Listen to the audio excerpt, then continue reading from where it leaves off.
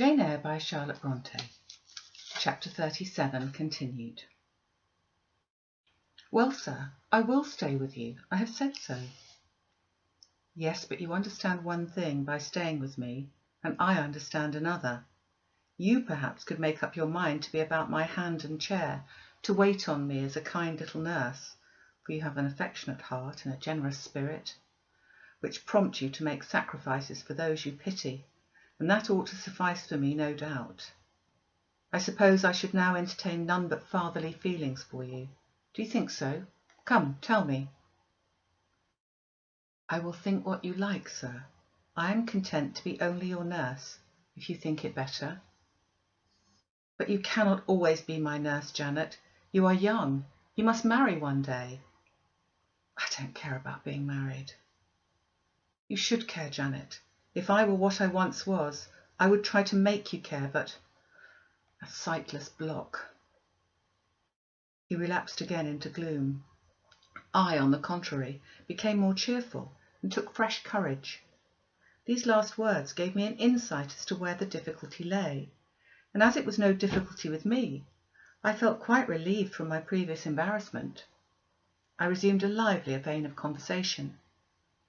It is time someone undertook to rehumanize you, said I, parting his thick and long uncut locks, for I see you are being metamorphosed into a lion or something of that sort. You have a faux air of Nebuchadnezzar in the fields about you, that is certain. Your hair reminds me of eagle's feathers. Whether your nails are grown like bird's claws or not, I have not yet noticed. On this arm I have neither hand nor nails, he said, drawing the mutilated limb from his breast and showing it to me. It is a mere stump, a ghastly sight. Don't you think so, Jane? It is a pity to see it, and a pity to see your eyes and the scar of fire on your forehead. And the worst of it is, one is in danger of loving you too well for all this, and making too much of you. I thought you would be revolted, Jane, when you saw my arm and my cicatrized visage. Did you? Don't tell me so, lest I should say something disparaging to your judgment. Now let me leave you an instant to make a better fire, and have the hearth swept up. Can you tell when there's a good fire? Yes, with the right eye I see a glow, a ruddy haze. And you see the candles? Very dimly. Each is a luminous cloud. Can you see me? No, my fairy, but I'm only too thankful to hear and feel you. When do you take supper? I never take supper. But you shall have some tonight. I am hungry, so are you, I dare say, only you forget. Summoning Mary, I soon had the room in a more cheerful order. I prepared him, likewise, a comfortable repast. My spirits were excited, and for a long time after. With pleasure and ease I talked to him during supper, and for a long time after. There was no harassing restraint, no repressing of glee and vivacity with him, for with him I was at perfect ease, because I knew I suited him. All I said or did seemed either to console or revive him. Delightful consciousness! It brought to life and light my whole nature. In his presence I thoroughly lived, and he lived in mine. Blind as he was, smiles played over his face, joy dawned on his forehead, his lineaments softened and warmed. After supper he began to ask me many questions of where I'd been, what I'd been doing, how I'd found him out, but I gave him only very partial replies. It was too late to enter into particulars that night. Besides, I wished to touch no deep thrilling chord, to open no fresh well of emotion in his heart. My sole present aim was to cheer him. Cheered, as I have said, he was, and yet but by fits. If a moment's silence broke the conversation, he would turn restless, touch me, and then say, "Jane? You are altogether a human being, Jane. You are certain of that?" "I conscientiously believe so, Mr. Rochester." "Yet how, on this dark and doleful evening, could you so suddenly rise on my lone hearth? I stretched my hand to take a glass of water from a hireling, and it was given to me by you. I asked a question, expecting John's wife to answer me, and your voice spoke at my ear." because I had come in Mary's stead with the tray. And there is enchantment in the very hour I'm now spending with you. Who can tell what a dark, dreary, hopeless life I've dragged on for months past? Doing nothing, expecting nothing, merging night in day, feeling but the sensation of cold when I let the fire go out, or hunger when I forget to eat. And then a ceaseless sorrow, and at times a very delirium of desire to behold my Jane again. Yes, for her restoration I longed far more than for that of my lost sight. How can it be that Jane is with me, and says she loves me? Will she not depart as suddenly as she came? Tomorrow, I fear, I shall find her no more. A commonplace, practical reply, out of the train of his own disturbed ideas, was, I was sure, the best and most reassuring for him in this frame of mind. I passed my finger over his eyebrows, and remarked that they were scorched, and that I would apply something which should make them grow as broad and black as ever. Where is the use of doing me good in any way, beneficent spirit, when at some fatal moment you will again desert me, passing like a shadow, whither and how to me unknown, and for me remaining afterwards undiscoverable? Have you a pocket comb about you, sir? What for, Jane? Just to comb out this shaggy black mane. I find you rather alarming when I examine you close at hand. You talk of my being a fairy, but I'm sure you are more like a brownie. Am I hideous, Jane? Very, sir. You always were, you know. Humph. The wickedness has not been taken out of you, wherever you've sojourned. Yet I have been with good people, far better than you, 100 times better people, possessed of ideas and views you never entertained in your life, quite more refined and exalted. Who the deuce have you been with?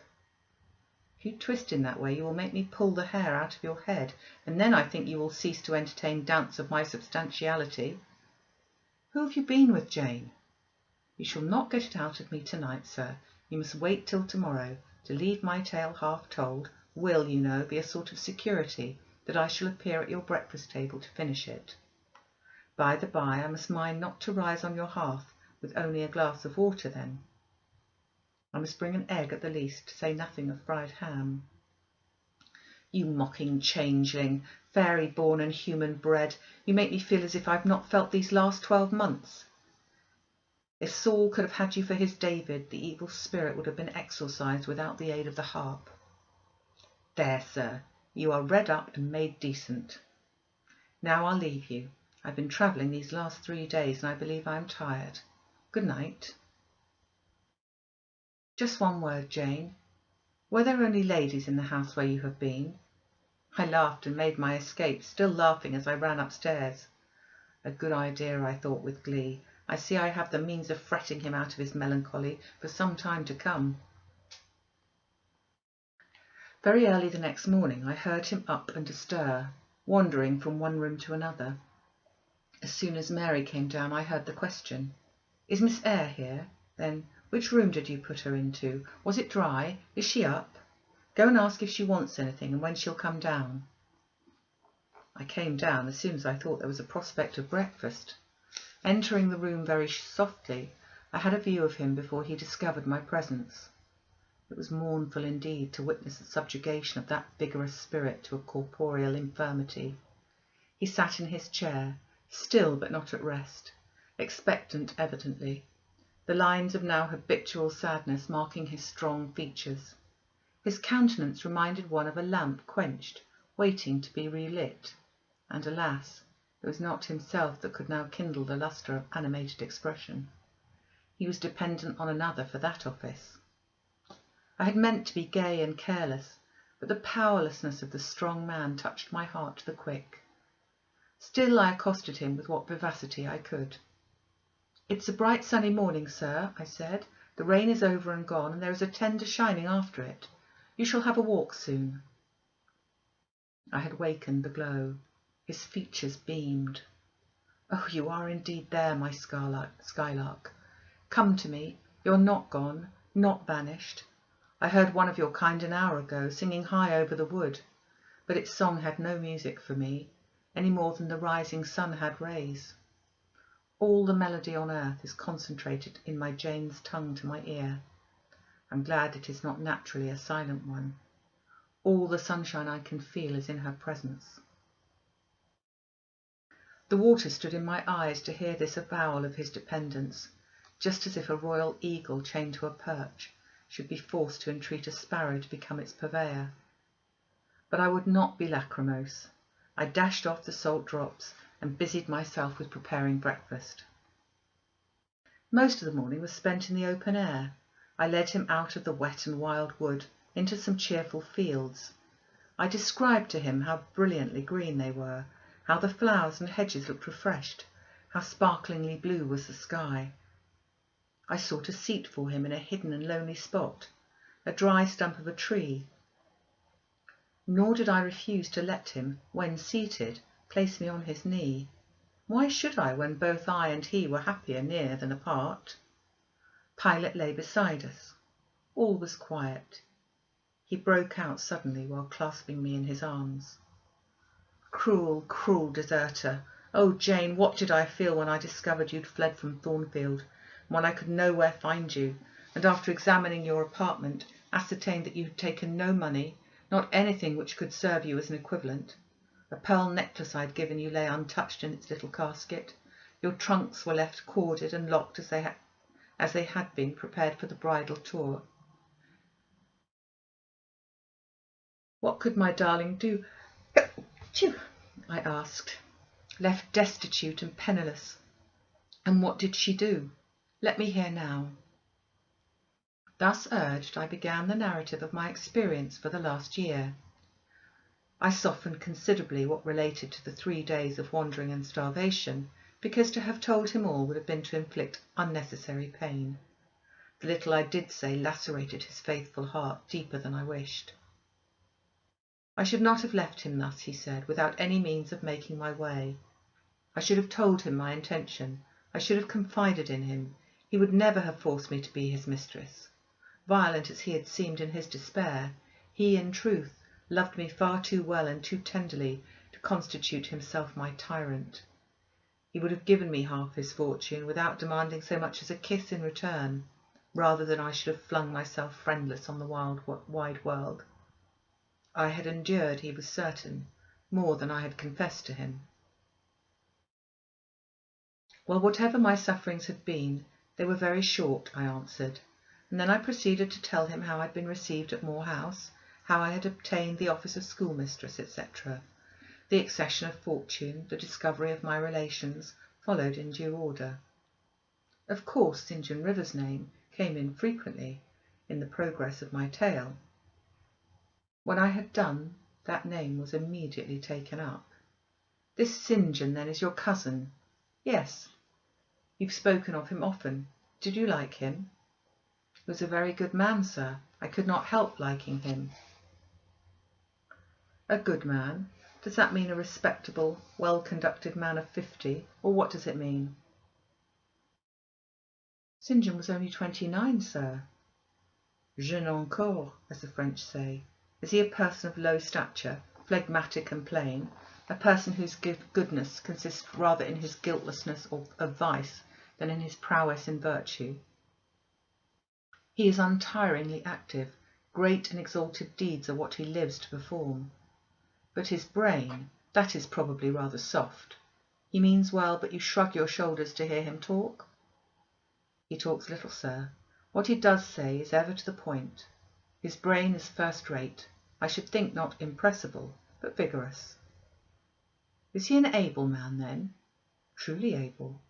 A thoroughly educated man?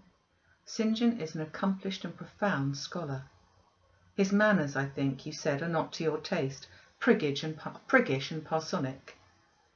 I never mentioned his manners, but unless I had very bad taste, they must suit it. They are polished, calm, and gentlemanlike. His appearance, I forget what description you gave of his appearance, a sort of raw curate, half strangled with his white neckcloth and stilted up on his thick-soled high-lows, eh? St. John dresses well. He's a handsome man, tall, fair, with blue eyes and a Grecian profile. Damn him. Did you like him, Jane? Yes, Mr. Rochester, I liked him. But you asked me that before. I perceived, of course, the drift of my interlocutor. Jealousy had got hold of him. She stung him, but the sting was salutary. It gave him respite from the gnawing fang of melancholy. I would not, therefore, immediately charm the snake. Perhaps you would rather not sit any longer on my knee, Miss Eyre, was the next somewhat unexpected observation. Why not, Mr. Rochester? The picture you've just drawn is suggestive of a rather too overwhelming contrast. Your words have delineated very prettily a graceful Apollo. He is present in your imagination, tall, fair, blue-eyed, and with a Grecian profile. Your eyes dwell on a Vulcan, a real blacksmith, brown, broad shoulders, and blind and lame into the bargain. I never thought of it before, but you certainly are rather like Vulcan, sir. Well, you can leave me, ma'am, but before you go, he retained me by a firmer grasp than ever, you'll be pleased just to answer me a question or two. He paused. What questions, Mr. Rochester? Then followed this cross-examination. St. John made you schoolmistress of Morton before he knew you were his cousin? Yes. You would often see him. He would visit the school sometimes. Daily. He would approve of your plans, Jane. I know they would be clever, for you're a talented creature.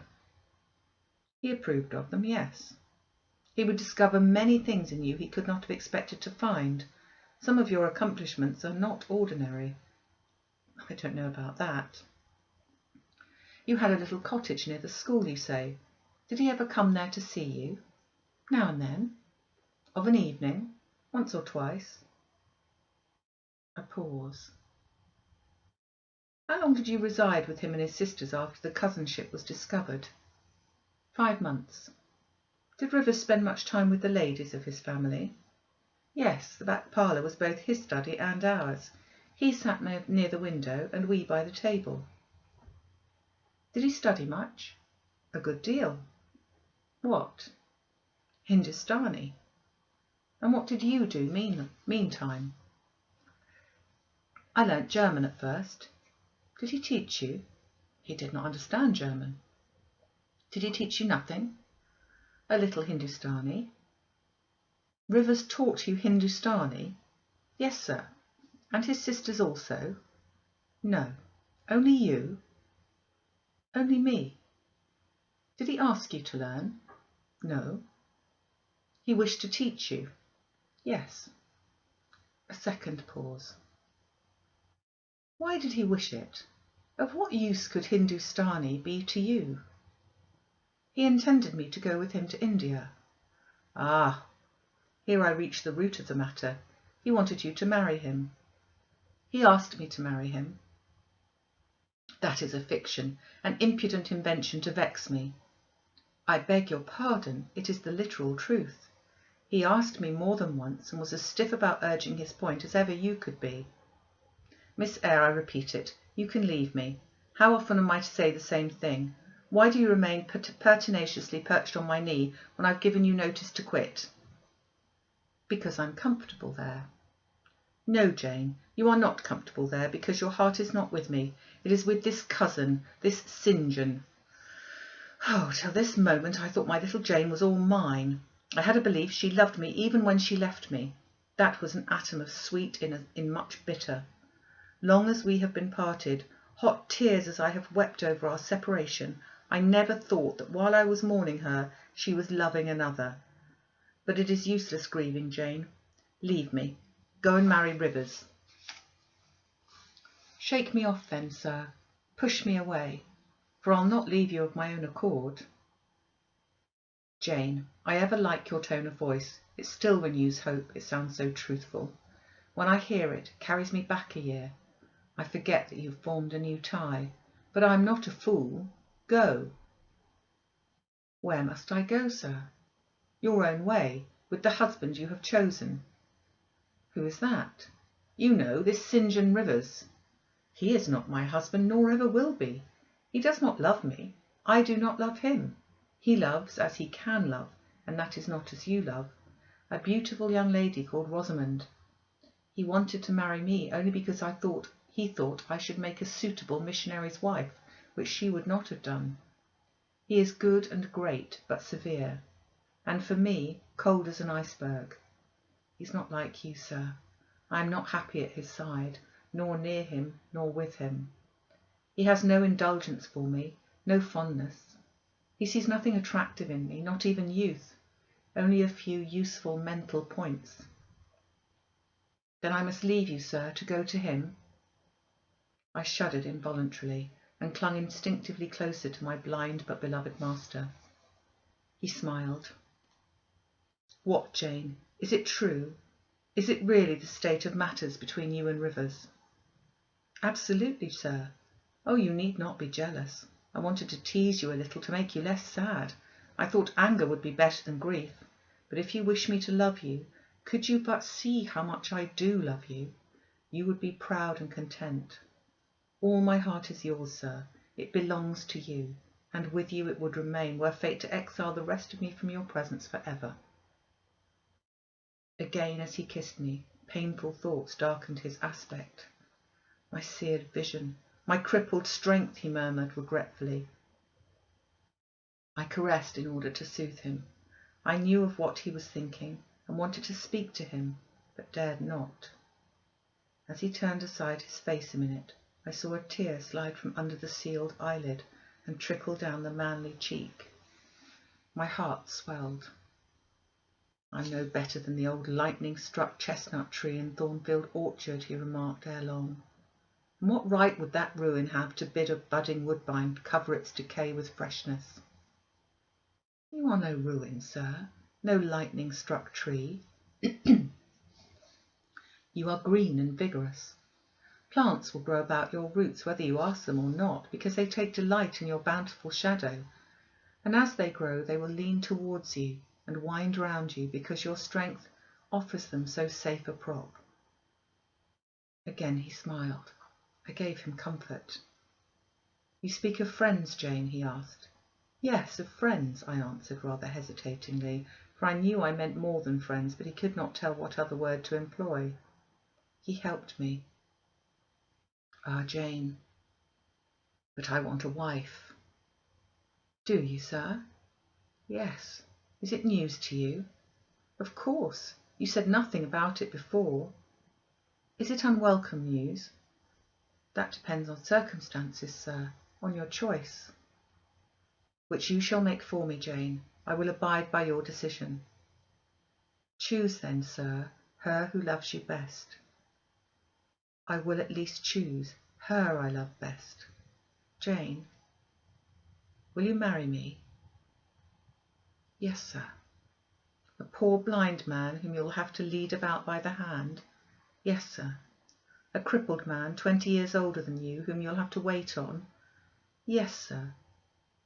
Truly, Jane, most truly, sir. Oh, my darling, God bless you and reward you. Mr. Rochester, if ever I did a good deed in my life, if ever I thought a good thought, if ever I prayed a sincere and blameless prayer, if ever I wished a righteous wish, I am rewarded now. To be your wife is for me to be as happy as I can be on earth. Because you delight in sacrifice. Sacrifice? What do I sacrifice? Famine for food? Expectation for content? To be privileged to put my arms around what I value, to press my lips to what I love? To repose on what I trust? Is that to make a sacrifice? If so, then certainly I delight in sacrifice.